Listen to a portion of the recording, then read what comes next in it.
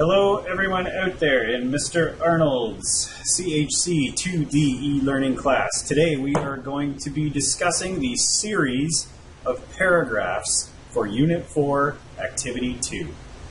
Specifically, we are going to be looking at the categorization of internal forces of change and the types of impact of social, economic, cultural, or political. Excellent.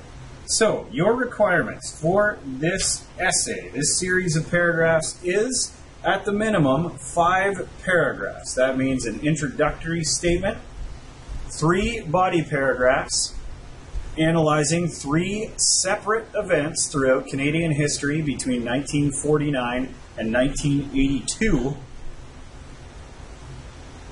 1945 and 1982, in a concluding paragraph as well.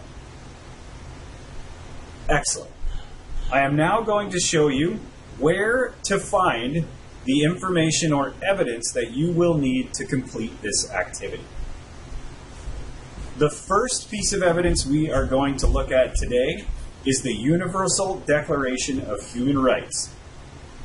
We know from the interactive learning object and from the course that Canada was a signatory, a signing country, and a founding member of the United Nations.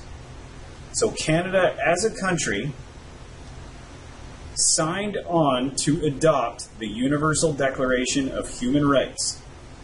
And under Article 1, it states, all human beings are born free and equal in dignity and rights. They are endowed with reason and conscience, and should act towards one another in a spirit of brotherhood. So if we look at this specific influence on human rights in Canada, this would be an external political influence. An external political influence because it is a treaty or political agreement that Canada signed on to. So external and political. Now, under this agreement, and the fact that all human beings are born free and equal, there was extra pressure on the Canadian government by Chinese Canadians about the Chinese Immigration Act.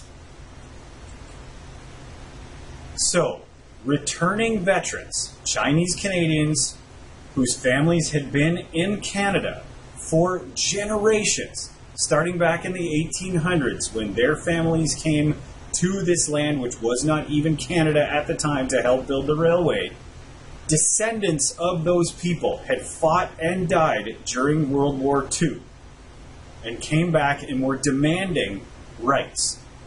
So in 1947,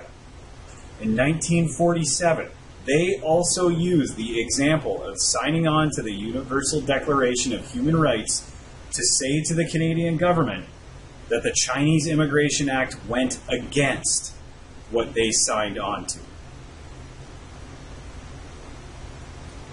can see here, Canada is a signatory country contravening these universal rights with its anti-Chinese policies.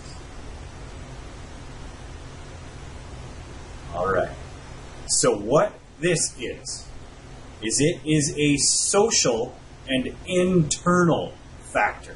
Social, because it's people that drove the change, war veterans, labor unions, politicians, church leaders, and so on.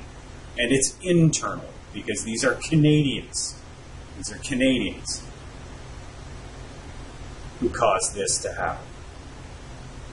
It is also political, though, because it was the government that repealed the Chinese Immigration Act. That means to get rid of.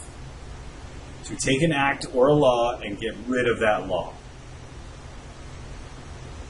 In 1947.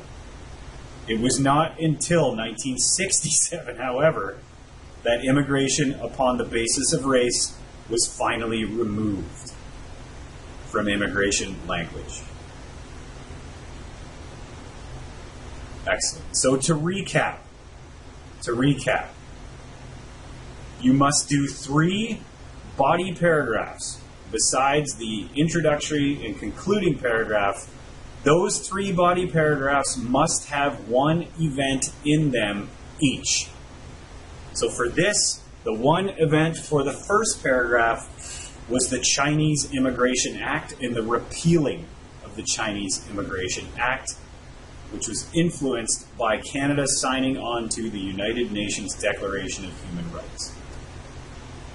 If you have any questions, please send me a Google Chat message, but otherwise, I will talk to you folks soon.